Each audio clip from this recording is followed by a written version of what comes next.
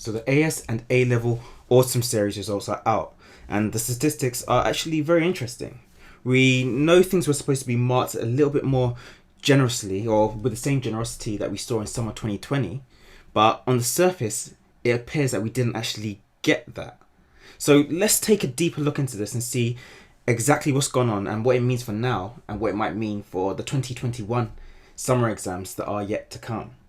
So just a quick reminder, if you haven't already, please be sure to subscribe to this channel so that you don't miss out on any more updates when it comes to GCSE, AS, A-level and beyond. So this video is based on an article from Schools Week, since they compiled the important information nicely as usual, and I also did a little bit of digging on the Department of Education website, and I'll post both links down in the description. So let's just take a look at some of these statistics and see exactly what happened, and trying to figure out why they happened as well. So we'll start off with the fact that 38.1% of students got a grade A or above in summer 2020. That's in the A-levels, that is. And in the autumn series, it was a considerably lower 29.7%. So there's a slightly, well, not slightly, there's almost 10% less people getting A star or A this time round. But at the same time, that's still higher than the 25.2% of people getting A star and A from the 2019 A-level exams. So it's sort of sitting in a nice position in the middle, definitely higher than usual, but still much lower than the summer lot were. Now let's have a look at another statistic. So the percentage of students receiving C or above was a massive 87.5% in summer 2020. And in 2019, it was 75.5%. Where do you think the autumn series sat? In between the two, maybe above? Well, you're wrong. It was lower than both. Only 71.7% of the autumn series students got above a C. So it's worse off. The students were worse off than in 2019 and during summer 2020. But then when we start looking into some of the subjects, then we see that some are closer to summer 2020 grades than others. So take, for example, English literature, A-level. 35.7% of those grades were A or above in the autumn series. That's close to the 37.7% that we got at summer, and quite a lot above the 24.1% from 2019.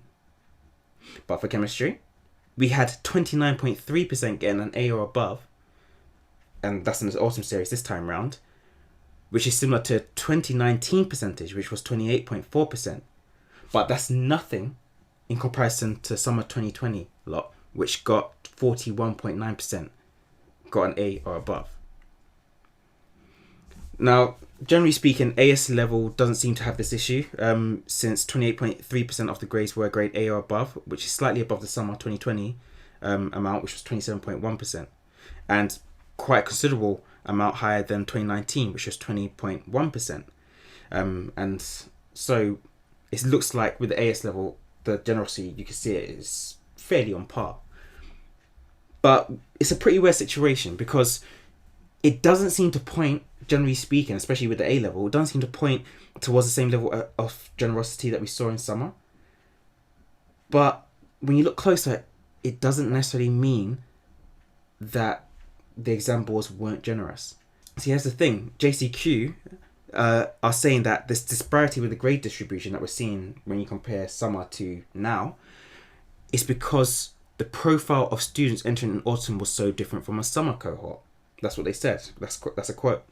They also said entries for this exceptional series were relatively low and much smaller than we would expect in the summer series. With such small numbers, the students entering for each subject are likely to be unrepresentative of those in the summer cohort. So when it comes to the summer cohort, we're looking at hundreds of thousands of students taking these. This time round, there was barely 10,000.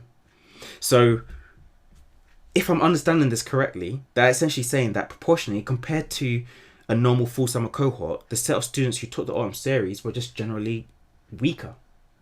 And that is fairly fair to say, because there's such a small section taken out of the larger cohort. As a side note, if you're interested in getting a feel for some of the generous grade boundaries, A-Team Academy, they're a really good YouTube channel that's on here. They sort of popped up around a similar time to me. Well, talking on this topic anyway. They're a lot more focused on exam content, but they did a really good video which spoke about some of the differences in the grade boundaries and actually put the numbers, the marks that you'd actually need. So definitely check that out, because some of the grade boundaries did shift by a whole 13 points. That's a pretty big shift. So check them out. I'll link them in the cards or in the description below. Now, let's talk about why I think that this autumn series cohort might have been slightly weaker than the summer one, and why they're deserving of the grades that they ended up with. So, number one, for starters, the pandemic is still going on and things are still messed up and stressful. So students may still not be able to perform at their best. It's just the fact. A lot of them may have still ended up going into self-isolation, so they might not have missed out on the lessons which would have topped them up on knowledge, which would have filled in any gaps that were missing. So yeah, there's always a chance that they were just not going to do better on the day because of that. And it may be the same for summer. Number two, the centre assessed grades may have been generous, so the CAGs, but they were still based on evidence. That means that the students who had been with these students the teachers who had been with these students throughout the whole of the time and had graded them in summer 2020, they graded them with a general understanding of their ability. And so this probably means that teachers were probably more accurate than students thought. Almost 50% of A-level students still raised their grade, and almost 40% raised their grades for AS. And generally speaking, the distribution was higher than usual. But when it comes down to it, a lot of these students, so the other 50%, it just means that they probably did end up initially with what they deserved. And if they were working at the same level, then they would probably get the same grade. So in that case, it sort of does make sense. It just means that your teachers, your centres probably did mark you correctly the first time round in a lot of cases. But of course, that's something that will never be clear. We'll never fully know, because time has passed. People might have revised, but people might not have. It's always going to be an unknown. Number three, a third reason. Let's not forget that because so few students took the exams in comparison to summer, the percentage rate of one student will be higher. So, in other words, if you have 1 out of 10 students getting a grade D, that will carry more weight. That's one student will carry more weight than 1 out of 100 getting a grade D. So a few people getting a low mark could make an entire cohort statistics look off, when all it is just one student that didn't get it. So you can't really base much on the statistics of people or the proportion getting a certain grade and compare them on level footing, because one has hundreds of thousands, one only has 10,000.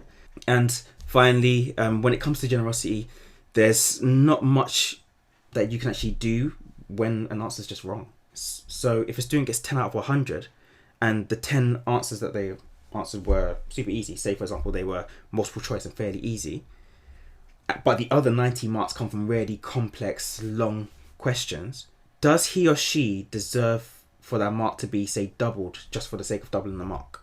Well, surely, when it comes to the papers, there has to be a point where the examiners, when they're designing these papers and marking them, when they're just like, if you're not able to answer the rest of these questions, you do not deserve a grade. You're simply just not good enough because you just don't know enough. So there has to be a point where you say, no, this is the cutoff point. We can be generous, but we can't give away grades and we can't give away marks when the person just does not have the aptitude to answer them. They're not knowledgeable enough. Then you don't deserve a qualification. And the tests have to be designed in that way to make sure that, students who are getting a certain grade or amass a certain amount of marks are actually representative of people that understand the course and are, know the knowledge and know how to apply it. So if they did just start giving out marks willy-nilly, so say for example, if they did fail the test with very easy, say E or D level questions for the majority of it, so it was easier to pass it, then that would risk the integrity of the qualification and the caliber of students that these schools, these exam boards will be sending out into the world. You'd end up with a bunch of university students, college students, people on apprenticeships, people starting work who have A's, have B's, have C's, but could only really answer D and E questions. And that has to be avoided, of course. And you may think I'm being harsh there, but just think about it if it was your doctor that had got a really, really easy test and really did not have the aptitude. I'm pretty sure that you would start to worry about the entire system and whether you could rely on them. Either way, these are just my opinions on the matter. These are not fact. The numbers, of course, are fact, but when it comes to why I think that the cohort was slightly weaker in general, or why it appears that they were slightly weaker in general, that's my opinion. I'm sure that there'll be more analysis of this, and that will appear in the coming weeks and months, and it's important because, of course, this has a bearing on what happens in 2021 and the summer exams there. Will the generosity be the same? Hopefully so, because, you know, when you do see how big the gaps between what old grade boundaries were and what new grade boundaries are, you know, that's a couple questions you could get wrong and still end up with an A, you know. So it's looking pretty good for those of you that are willing to work and are still aiming for those top grades. But you got to put in the work, guys. You got to put in the work. It's not just going to be handed to you. Hopefully we'll see a similar outcome in August 2021, but all we can do is keep an eye out and keep waiting until then. But yeah, it's looking good, especially for those of you who, you know, are looking for those higher grades, and those of you who are maybe around the bottom and just want to get your pass grade. This could be the difference between failing and passing, or getting an A and getting an A star. So, you know, I'm quite positive about this. So I'll just put the question to you, GCSE, AS and A-level students. You know, what do you think of this development in the exam landscape this year? Were you surprised by this outcome? Do you think that it makes sense that we ended up with what we ended up with? Or do you think that it's a disappointing amount of generosity and that there should be more? Well, let me know down in the comments below. For now, like I said before, keep up the hard work, stay positive.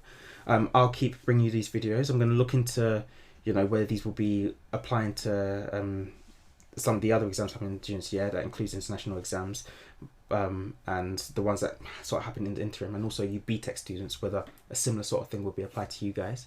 But yeah, for now, just keep tuned to make sure that you subscribe. Check out these videos that should be appearing now if you haven't already. And that's it. Thanks for listening. Until next time.